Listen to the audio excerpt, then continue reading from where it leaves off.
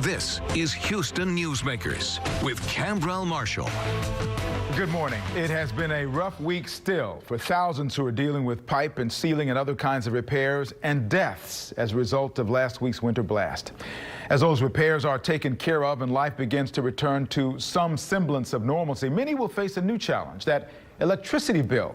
You've seen the stories about how high some of those bills have been and how yours might also be. So what can you do about how much you pay? Our KPRC investigators have been all over this story from all angles of this winter blast. And one of those, consumer expert Amy Davis, who's been looking into what you can or should be doing as you look for the most inexpensive electricity rates. She's here to talk about what she's found. But first, here's a look at her report filed this week. There's just so much anxiety that's out there. Jason Bradshaw is the CEO of Energy Ogre, a tech company that helps consumers find retail electric providers with the lowest rates. And already, he said, this week, the electric market in Texas is looking much better than just a few days ago. On the Power to Choose website now, there are more than 100 plans to choose from, where last Wednesday, there were only 27. Electric companies too nervous to take on new customers, not knowing how much they would be expected to pay for power. The rates are a little bit higher now than they were before. So we're looking at, rates that are somewhere, 9.5 to 10.5 cents. Spring and fall are typically great seasons to sign up for a new plan. In the summer, rates are generally higher, but there's still a bit of uncertainty right now because of last week's outages. I don't think a lot of the retailers understand exactly where they are with their customers because some of the metering information hasn't been correct. He said when CenterPoint loses connectivity with its smart meters, its software estimates how much electricity you used. But we know almost half of CenterPoint customers used nothing for up to 4 to 5 days.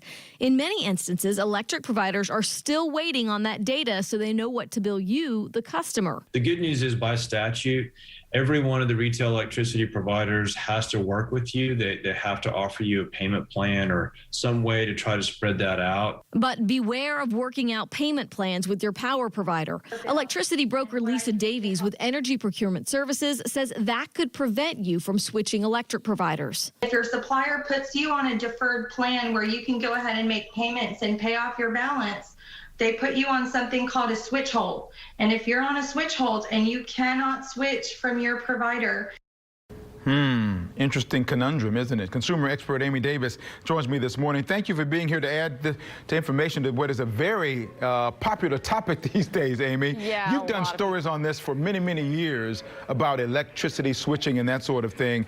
Talk about how would you describe the type of person who should be looking at ways to switch electricity providers now? Well, if you are on a variable rate plan, and that could be anybody who knows that they signed up for a variable rate plan, or maybe you signed up for a contract, 2-3 years ago, and then you forgot to renew. If that was you, you don't get renewed into another fixed rate plan. If you just let it expire, then you most likely are in a variable rate plan, because when that contract expires, they just roll you over into a month-to-month variable rate plan. So if you're on one of those, you should be looking to get a fixed rate plan. Now, in most cases, a lot of times that variable plan has been a good thought, a good idea, a cheaper way to go typically.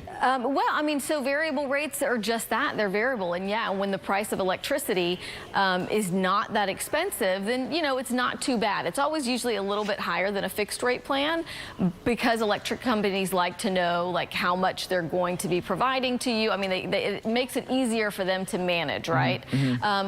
But when we see spikes like we did last week and electric companies are having to buy on the wholesale market, like when it was $9,000 a megawatt, then your rates will go up. So you talked about there's a real possibility that someone's electric provider might go out of business, and that's a real challenging time. Why is it a distinct possibility for that to happen, and how would I know if my company is one of those? Okay, so first, why is that a distinct possibility that it'll happen? We've seen this in prior years. Usually happens in the summertime when we see these high spikes when demand is more than the supply that they have, and then the rate rates for the cost of electricity shoots up. So if some of these smaller companies have to go and buy electricity at those high rates, if they didn't buy enough before and have enough in reserve, enough supply, then they're having to buy at the most expensive prices of the year.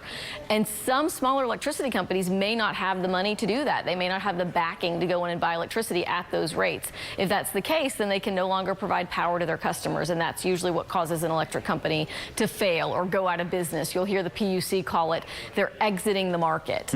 Yeah, and so how will you know when that happens? You will receive notice. Usually the Public Utility Commission lets the media know, and I've just asked right before we started today, do we know of any companies so far that are at risk of failing? Usually they don't want to let you know that because the companies are trying to get some support. They're trying to not go out of business. But you'll receive notice from your power provider and the Public Utility Commission. And that would put you in a position to have to go ahead and search for a provider again, would it not? It would. So they won't cut off your electricity. If your power provider goes out of business, they'll switch you to the provider of last resort. And that is a company that has volunteered to take on all of the customers of companies that have gone out of business. And right now, the only provider of last resort that has volunteered to do that in our area is Reliant. So if you're automatically switched to Reliant or any other providers of last resort, if any of them volunteer and step forward, their rates are generally not competitive. I mean, because they're sort of taking you on, they know that there's a risk. They didn't approve you. They're just agreeing to take you on. Their rates right now are anywhere between 14 cents a kilowatt and 23 cents a kilowatt, depending on how much electricity you use. That's why they say if you get switched to a provider of last resort, you should immediately start looking for another provider. And it may, you know, maybe you want to go with Reliant, but they might have a better plan for you if you apply, you know, call them and apply and say, hey, what kind of rates can I get? Okay, so I was going to ask you about that, okay, the best rates and all that. So 14 to 23 cents is kind of where they are. Does that indicate that they're settling down, or what is a normal rate? Is there such a thing? So right now, and you might have heard Justin Bradshaw say in that piece, right now, after last week's outage, he is seeing rates anywhere from like 9.5 to 10.5 cents a kilowatt. It was a little bit lower before all of this started, before the whole outages of last week. I think we were looking at like 8.5 to 9 cents a kilowatt. And those rates are for people who have great credit. I mean, you know, it depends on what area you live in, how much electricity you use, but really that should be the rate that you're looking for, 9.5 to 10.5 cents if you have to switch right now. So let's say I'm a total novice. I've never done this before. I don't know what I should do. Where's the best place to go? I need to get, let's call it Electricity for Dummies, because you know, that's a good name of a book. It's worked well. What's the best place to go to find out what I need to know about this? PowerToChoose.com. And don't go to Google and type in Power to Choose, because it will send you to a site that is making you think it's the Power to Choose website, but it's not. I mean, you know, so you want to go to PowerToChoose.com. You type in your zip code. It pulls up all of the plans available to you. You want to, and it also gives you ratings. I think it's like 1 to 4 or 5 stars. You want to look for a provider that has a good rating, and you want to look for something that fits what you're looking for. Fixed rate right now is best. That's what everybody's advising. You don't want to sign up for a variable rate. Also, if you feel like it's too complicated, I mean, you can go with an electricity broker, which is what Energy Ogre does, and Energy Procurement Services, that was also in the story that we just played. And for example, with Energy Ogre, you're paying $10 a month, and they're doing all of that homework for you to find the best provider that meets your needs, that is the least expensive for you in your situation in your area. I feel so much smarter every time I spend time with you. Amy Davis, the amazing Amy Davis, as I call you in the newsroom. Thank you. We appreciate what you do on behalf of consumers. It's really, really helpful. Thank you. Thanks, Khambrel.